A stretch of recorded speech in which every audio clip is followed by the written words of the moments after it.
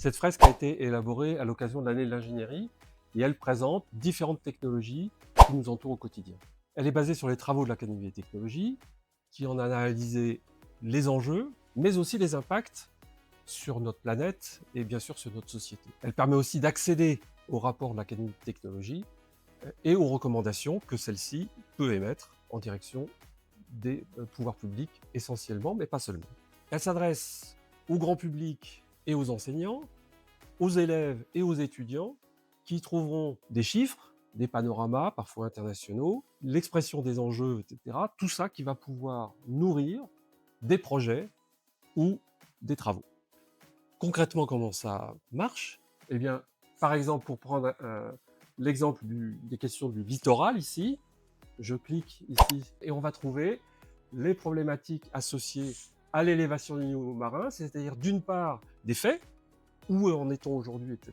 De combien le niveau marin, par exemple, a augmenté ces dernières années, quel serait l'impact sur nos vies quotidiennes, et enfin, quelques recommandations. Si on veut en savoir plus, eh bien, il y a un deuxième niveau sur lequel on va pouvoir, par exemple ici, avoir des informations sur la réalité de la montée du niveau marin, mais aussi sur les solutions possibles et les conditions du succès pour que les technologies nous permettent de contrer cette problématique qui est extrêmement préoccupante aujourd'hui. Par exemple, en développant des technologies de synergie entre l'océan et l'espace, par exemple entre les satellites, avec des jumeaux numériques et des drones, pour obtenir un modèle global du système marin, ou bien, autre recommandation, la nécessité de former des ingénieurs et des chercheurs qui seront capables de travailler à l'interface de l'océan, du climat, du génie civil, technologie numérique, bref, une nouvelle génération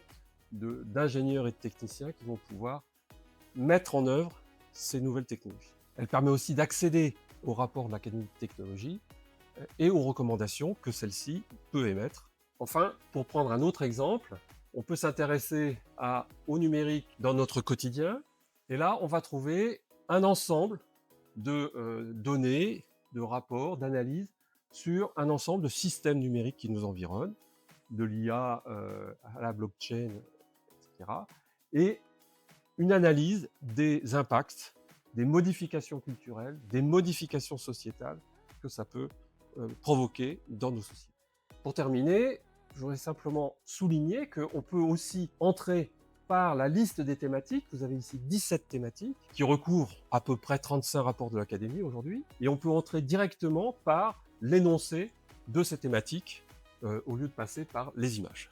Ce qui donne une vue sur un autre plan global de ces technologies. L'objectif de cette fresque, c'est de développer aussi une curiosité technologique dans le grand public, et notamment chez les jeunes en particulier, tant il est vrai que souvent, nous sommes très peu curieux de technologies qui pourtant nous touchent très près et au quotidien. Enfin, nous aurons réussi si vous, professeurs, enseignants, vulgarisateurs, animateurs de médiathèques, animateurs d'événements, vous en saisissez pour vos propres projets et vos propres démarches vers le grand public et les jeunes.